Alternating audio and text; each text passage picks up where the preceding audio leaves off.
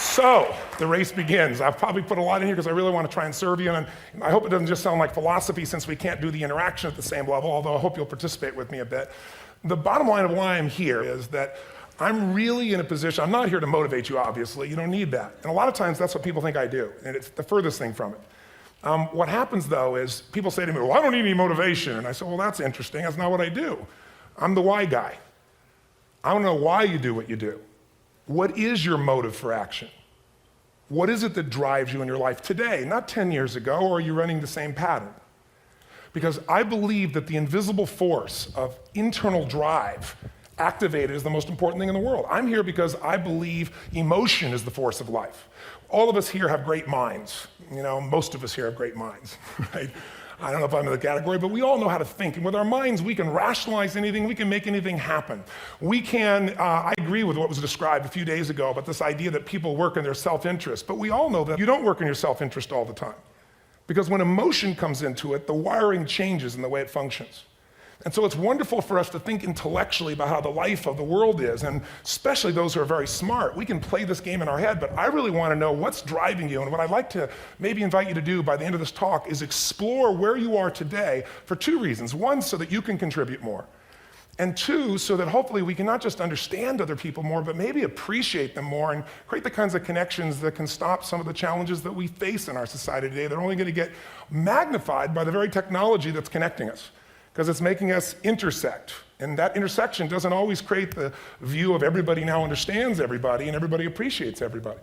So I've had an obsession basically for 30 years. And that obsession has been what makes the difference in the quality of people's lives?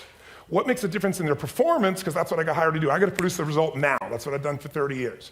I get the phone call when the athlete is burning down on national television and they were ahead by 5 strokes and now they can't get back on the course. And I got to do something right now to get the result or nothing matters. I get the phone call when the child is going to commit suicide, and I got to do something right now. And in 29 years, I'm very grateful to tell you I've never lost one in 29 years. It doesn't mean I won't someday, but I haven't done it. And the reason is an understanding of these human needs that I want to talk to you about. So when I get those calls about performance, that's one thing, like how do you make a change? But also, I'm looking to see what is it that's shaping that person's ability to contribute, to do something beyond themselves. So maybe the real question is, you know, I look at life and say there's 2 master lessons. One is there's the science of achievement, which almost everyone in this room has mastered to an amazing extent. That's how do you take the invisible and make it visible, right? How do you take what you dream about and make it happen, whether it be your business, your contribution to society, money, whatever it is for you, your body, your family. But the other lesson of life that is rarely mastered is the art of fulfillment. Because science is easy, right? We know the rules, you write the code, you follow those, and you get the result. Once you know the game, you just, you up the ante, don't you? But when it comes to fulfillment, that's an art. And the reason is it's about appreciation and it's about contribution. You can only feel so much by yourself. So I've had an interesting laboratory to try to answer the question of the real question, which is what's the difference in somebody's life if you look at somebody like those people that you've given everything to, like all the resources they say they need. You gave them not a $100 computer, you gave them the best computer. You gave them love, you gave them joy, you were there to comfort them. And those people very often, and you know some of them I'm sure, end up the rest of their life with all this love, education, money, and background, spending their life going in and out of rehab. And then you meet people that have been through ultimate pain, psychologically, sexually, spiritually, emotionally abused, and not always, but often they become some of the people that contribute the most to society. So the question we got to ask ourselves really is, what is it? What is it that shapes us? And we live in a therapy culture. Most of us don't do that, but the culture is a therapy culture. And what I mean by that is the mindset that we are our past. And everybody in this room, you wouldn't be in this room if you bought that theory, but most of society thinks biography is destiny. The past equals the future. And of course it does if you live there. But what people in this room know, and what we have to remind ourselves though, because you can know something intellectually, you can know what to do and then not use it, not apply it. So really what we got to remind ourselves is decision is the ultimate power. That's what it really is. Now, when you ask people, have you failed to achieve something? How many have ever failed to achieve something significant in your life? Say, I. Thanks for the interaction on a high level there. But if you ask people, why didn't you achieve something? Somebody who's working for you, or a partner, or even yourself, and you failed to achieve a goal, what's the reason people say they failed to achieve? What do they tell you? Tell me. Come on, out loud. Didn't know enough, didn't have the knowledge, didn't have the money, didn't have the time, didn't have the technology, I didn't have the right manager. Didn't have the Supreme Court.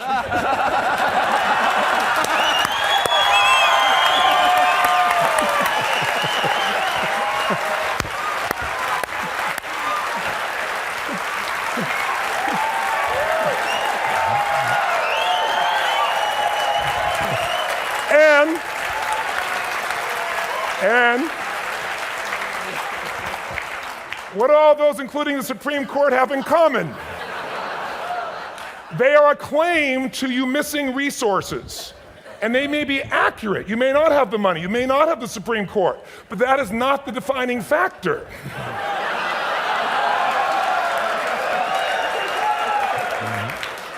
And you correct me if I'm wrong.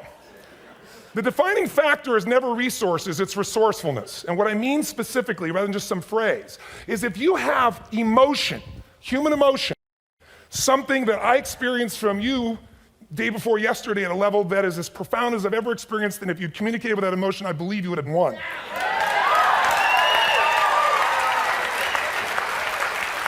But how easy for me to tell him what he should do. Idiot, Robbins.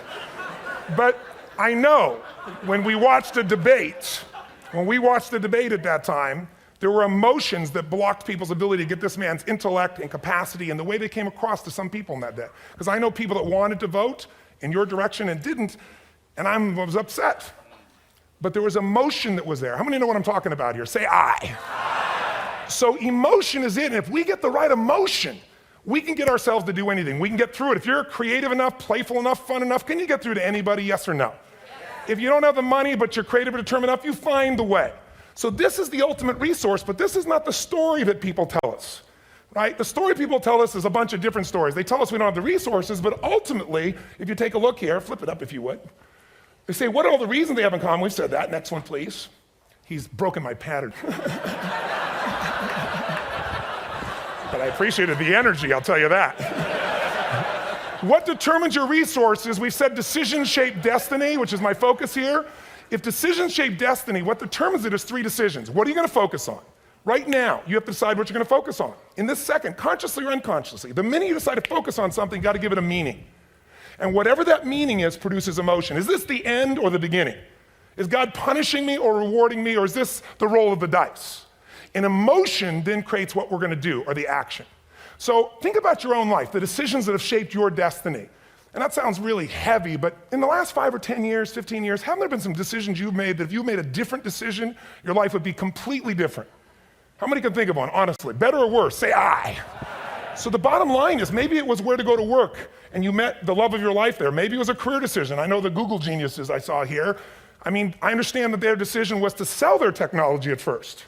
What if they made that decision versus to build their own culture? How would the world be different? How would their lives be different? Their impact.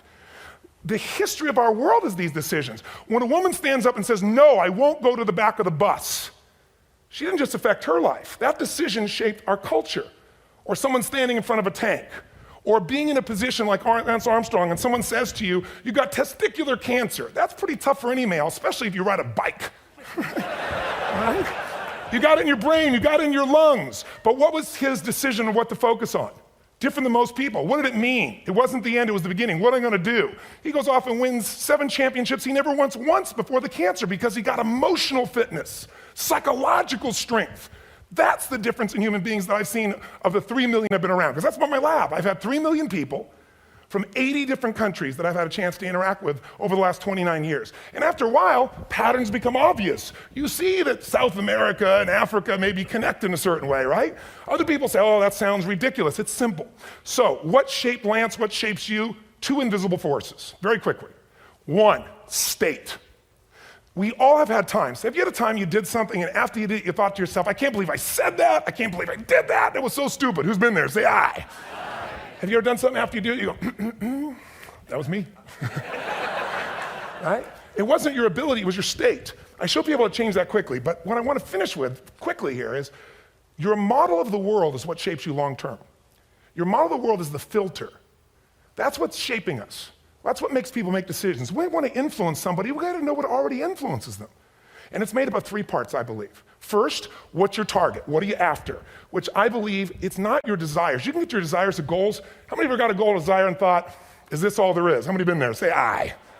So it's needs we have. I believe there are 6 human needs. Second, once you know what the target that's driving you is and you uncover it for the truth, you don't form it, you uncover it. Then you find out what's your map. What's the belief systems that are telling you how to get those needs? Some people think the way to get those needs is destroy the world. Some people is to build something, create something, love someone. And then there's the fuel you pick. So very quickly, 6 needs, let me tell you what they are. First one, certainty. Now these are not goals or desires, these are universal. Everyone needs certainty that they can avoid pain and at least be comfortable. Now how do you get it? Control everybody, develop a skill, give up, smoke a cigarette. And if you got totally certain, ironically, even though we all need that, like if you're not certain about your health or your children or money, you don't think about much more. You're not sure the ceiling's gonna hold up, you're gonna listen to any speaker. But while we go for certainty differently, if we get total certainty, we get what? What do you feel if you're certain? You know what's gonna happen, when it's gonna happen, how it's gonna happen, what would you feel? Bored out of your mind. So God, in her infinite wisdom, gave us a second human need, which is uncertainty. We need variety. We need surprise. How many of you here love surprises? Say aye. You like the surprises you want. The ones you don't want, you call problems, but you need them. So variety is important. Have you ever rented a video or a film that you've already seen? Who's done this? Why are you doing it? You're certain it's good because you read it before, saw it before, but you're hoping it's been long enough you've forgotten enough there's variety. Third human need, critical, significance. We all need to feel important, special, unique. You can get it by making more money. You can do it by being more spiritual. You can do it by getting yourself in a situation where you put more tattoos and earrings in places humans don't want to know. Whatever it takes. The fastest way to do this, if you have no background, no culture, and no belief in resources or resourcefulness, is violence. If I put a gun to your head and I live in the hood, instantly I'm significant. 0 to 10, how high? 10. How certain am I you're going to respond to me? 10. How much uncertainty? Who knows what's going to happen next? Kind of exciting, like climbing up into a cave and doing that stuff all the way down there. Total variety and uncertainty. And it's significant, isn't it? So you're willing to risk your life for it.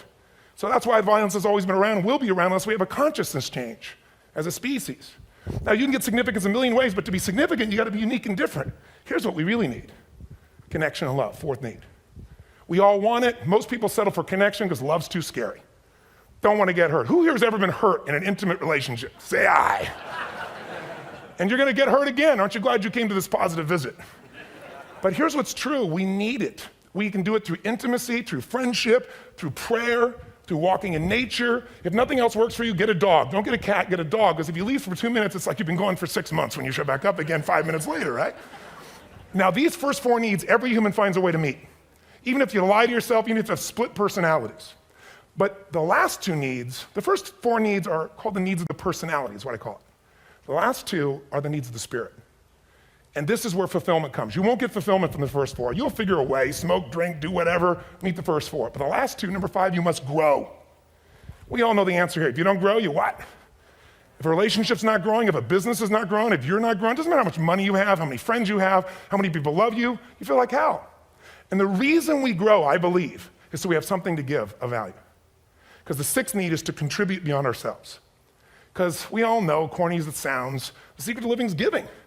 We all know life's not about me, it's about we. This culture knows that, this room knows that. And it's exciting. When you see Nicholas up here talking about his $100 computer, the most passionate, exciting thing is here's a genius, but he's got a calling now. You can feel the difference in him, and it's beautiful. And that calling can touch other people. In my own life, my life was touched because when I was 11 years old, Thanksgiving, no money, no food, and we're not going to starve, but my father was totally messed up. My mom was letting him know how bad he messed up. And somebody came to the door and delivered food. My father made 3 decisions. I know what they were briefly. His focus was, this is charity. What does it mean? I'm worthless. What I got to do? Leave my family, which he did. The time, one of the most painful experiences of life. My 3 decisions gave me a different path. I said, focus on, there's food, what a concept. You know? Second, but this is what changed my life. This is what shaped me as a human being.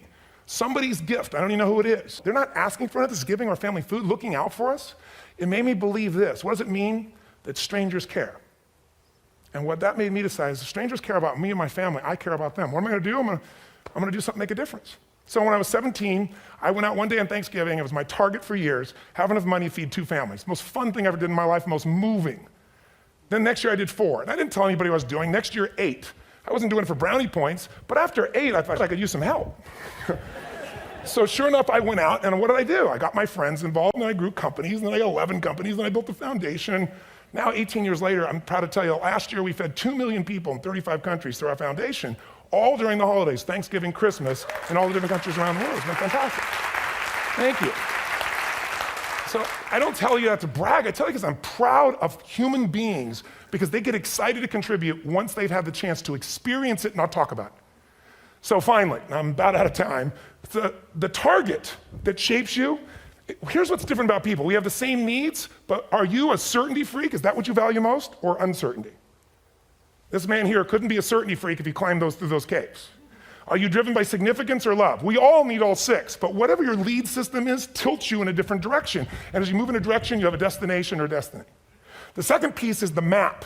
Think of that as the operating system tells you how to get there. And some people's map is, I'm gonna save lives even if I die for other people, and they're a fireman, somebody else says, I'm gonna kill people to do it. They're trying to meet the same needs of significance, right? They want to honor God or honor their family, but they have a different map. And there are 7 different beliefs. I can't go through them because I'm done. The last piece is emotion. I say one of the parts of the map is like time. Some people's idea of a long time is 100 years. Somebody else says is 3 seconds, which is what I have.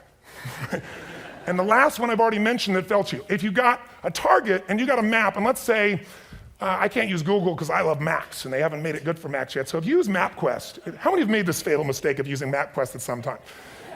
You use this thing and you don't get there. Well, imagine if your beliefs guarantee you can never get to where you want to go. The last thing is emotion. Now, here's what I'll tell you about emotion. There are 6,000 emotions that we all have words for in the English language, which is just a linguistic representation, right? It changes by language. But if your dominant emotions, if I have more time, I have 20,000 people or 1,000, and I have them write down all the emotions that they experience in an average week.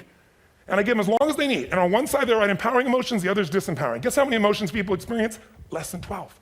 And half of those make them feel like so they got 5 or 6 good frickin' feelings, right? It's like they feel happy, happy, excited, oh shit, frustrated, overwhelmed, depressed. How many of you know somebody who no matter what happens finds a way to get pissed off? How many know somebody like this? Or no matter what happens, they find a way to be happy or excited. How many know somebody like this? Come on. When 9/11 happened, and I'll finish with this, I was in Hawaii. I was with 2,000 people from 45 countries. We were translating 4 languages simultaneously for a program that I was conducting for a week. The night before was called Emotional Mastery. I got up, had no plan for this, and I said, we had a list of fireworks, I do crazy fun stuff. And then at the end I stopped, and I had this plan I was gonna say, but I never do what I'm gonna say. And all of a sudden I said, when do people really start to live? When they face death. And then I went through this whole thing about if you were gonna get off this island, if 9 days from now you were gonna die, who would you call, what would you say, what would you do? One woman, well that night is when 9/11 happened. One woman had come to the seminar, and when she came there, her previous boyfriend had been kidnapped and murdered. Her friend, or her new boyfriend, wanted to marry her, and she said no. He said, if you leave and go to that Hawaii thing, it's over with us. She said it's over. When I finished that night, she called him and left a message, true story, at the top of the World Trade Center where he worked, saying, honey, I love you. I just want you to know, I want to marry you. It was stupid of me. She was asleep, because it was 3 a.m. for us, when he called her back from the top and said, honey, I can't tell you what this means. He said, I don't know how to tell you this, but you give me the greatest gift because I'm going to die. And she played the recording for us in the room. She was on Larry King later. And he said, you're probably wondering how on earth this could happen to you twice. And he said, all I can say to you is, this must be God's message to you, honey. From now on, every day, give your all, love your all. Don't let anything ever stop you. She finishes, and a man stands up and he says, I'm from Pakistan, I'm a Muslim. I'd love to hold your hand and say I'm sorry, but frankly, this is retribution. I can't tell you the rest because I'm out of time.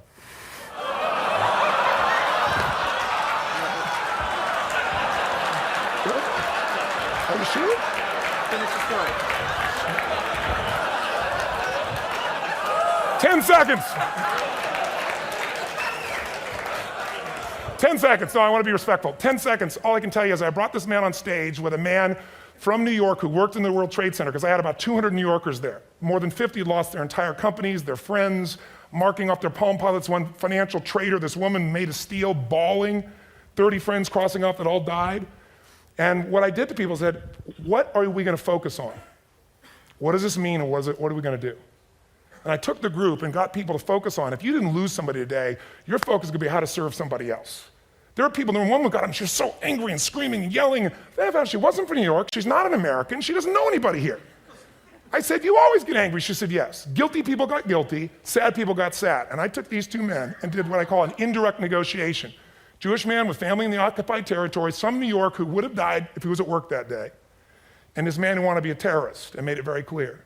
And the integration that happened is on a film, which I'll be happy to send you, so you can really see what actually happened instead of my verbalization of it. But the two of them not only came together and changed their beliefs and models of the world, but they worked together to bring, for almost 4 years now, to various mosques and synagogues, the idea of how to create peace. And he wrote a book, which is called My Jihad, My Way of Peace. So transformation can happen. So my invitation to you is this. Explore your web, the web in here. The needs, the beliefs, the emotions that are controlling you, for two reasons. So there's more of you to give. Achieve too. We all want to do it, but I mean give, because that's what's going to fill you up. And secondly, so you can appreciate, not just understand, that's intellectual, that's mind, but appreciate what's driving other people. It's the only way our world's going to change. God bless you. Thank you. I hope this will serve. Tony Robbins.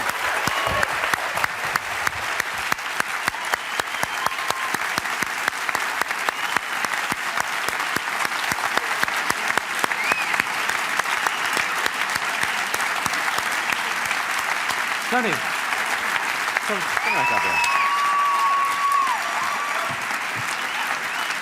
You gotta just recognize it. Thank you very much. Thank you.